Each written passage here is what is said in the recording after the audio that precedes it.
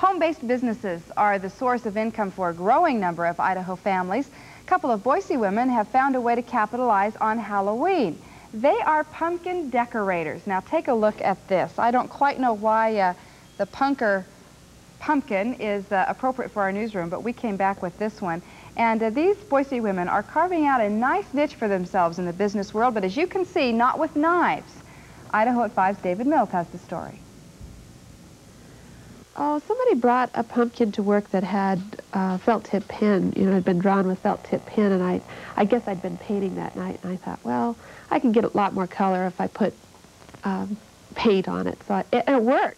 What started as a simple project to decorate the family pumpkin has turned into this, the Pumpkin Patch Workshop. Actually, it's Carolyn Flynn's garage, but every year her garage, living room, the whole house, in fact, turns into an ocean of orange. Orange pumpkins, that is. It's been 7 years since Carolyn painted her first pumpkin.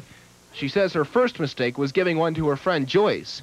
Joyce made the mistake of showing it to all her friends who just had to have one. So I called Carolyn up and I said, I need 20 pumpkins. And she said, well, I don't have any. And I said, I know, but I sold them. She said, you what?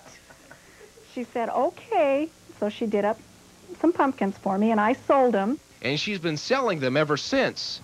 1987 was a record year, selling more than 1,700 pumpkin patch pals. And that's a lot of face painting. There's a real basic pattern underneath, but usually when I'm doing the lining, I'm just kind of freehanding it, so each one looks a little different, and it isn't the standard face every time. Carolyn uses acrylic paints for her pumpkins. She has about 40 basic faces and makes just about anything on request. 7 years later, Carolyn and Joyce have the pumpkin assembly line down pat. Carolyn does most of the painting. Joyce takes care of the hair and other accessories. These pumpkin queens are sometimes overwhelmed by all the product they're faced with, but they say they always sell.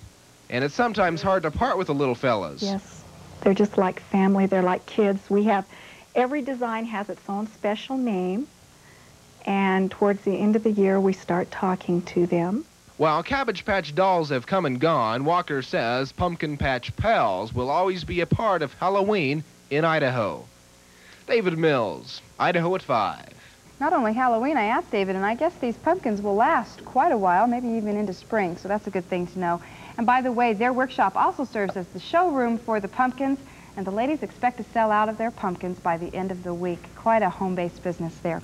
We'll be right back. Idaho at 5 continues.